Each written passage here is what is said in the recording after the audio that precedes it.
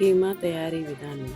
Stove on చేసుకొని ఒక పెనం పెట్టుకొని దానిలోనికి 3 టేబుల్ స్పూన్ల ఆయిల్ యాడ్ చేసుకొని ఆయిల్ వేడిన తర్వాత 2 సన్నగా తరిగి పెట్టుకున్న ఉల్లిపాయలు, 2 పచ్చిమిరపకాయలను యాడ్ చేసి గోల్డెన్ బ్రౌన్ కలర్ వచ్చేంత వరకు వేయించుకోవాలి. ఉల్లిపాయలు వేగుతున్నప్పుడే ఇక్కడ నేను అరకిలో తీసుకున్నానండి కీమా. ఈ అరకిలో కీమాని వాటర్ యాడ్ చేసుకొని శుభ్రంగా వాష్ చేసుకొని వడకట్టుకొని పక్కన పెట్టుకోవాలి. మనకి ఇక్కడ ఉల్లిపాయలు వేగినాయి అనుకున్నప్పుడు దానిలోనికి తగినంత అల్లం వెల్లుల్లి పేస్ట్ని యాడ్ చేసుకొని పచ్చి వాసన పోయేంత వరకు సిమ్లోని మనం ఇక్కడ అల్లం వెల్లుల్లి పేస్ట్ని వేయించుకోవాలండి.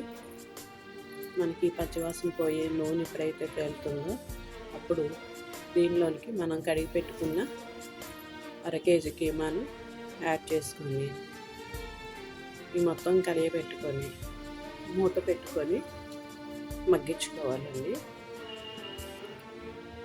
మూత పెట్టుకొని మగ్గించుకున్న తర్వాత ఉడికింది అనుకున్నప్పుడు దీనిలోనికి 1 టీ స్పూన్ పసుపు, రుచికి తగినంత సాల్ట్ కూడా యాడ్ చేసుకొని కలయబెట్టుకొని మనము మరికొద్దిసేపు ఉడికించుకోవాలండి. సాల్ట్ యాడ్ చేయడం వల్ల మాంసంలో ఉన్న నీరు అనేది బయటకు వచ్చి చక్కగా ఉడుకుతుందండి. కీమా అనేది త్వరగా మనకి కీమా అనేది తయారవుతుంది, ఉడుకుతుంది.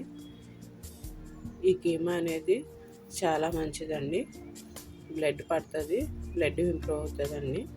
ఈ విధంగా మూత పెట్టి మనం మగ్గించుకున్న తర్వాత నీరు దగ్గరైంది అనుకున్నప్పుడు దీనిలోనికి మనము కారం యాడ్ చేసుకోవాలండి. ముందు పచ్చిమిరపకాయలు యాడ్ చేసాం కాబట్టి దానికి తగిన విధంగా మనం ఇక్కడ కారంని యాడ్ చేసుకోవాలి. ఇక్కడ 1.5 స్పూన్ కారం యాడ్ చేసుకున్నానండి నేను. ఆ కారం అంతా మాంసానికి పట్టేంత వరకు కలయబెట్టుకొని మూత పెట్టుకొని మరికొద్దిసేపు మనము ఇక్కడ కీమాని ఉడికించుకోవాలండి. చాలా టేస్టీగా ఉంటుందండి కీమా.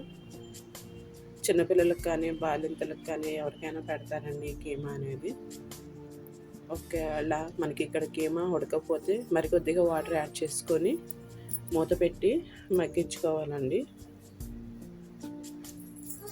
మనకి ఈ విధంగా దగ్గర అయ్యింది అనుకుంటే కనుక మనకి కీమా రెడీ అయినట్టేనండి. చూడండి, చాలా బాగా రెడీ అయిందండి. ఇక్కడ ఇది చపాతీలోకి కానీ రైస్లోకి కానీ దేనిలోనైనా బాగుంటుందండి. చాలా రుచికరమైన టేస్టీ కీమా అనేది మనకి ఇక్కడ రెడీ అయిందండి. నచ్చితే లైక్ చేయండి, షేర్ చేయండి, సబ్స్క్రైబ్ చేయండి. Thank you.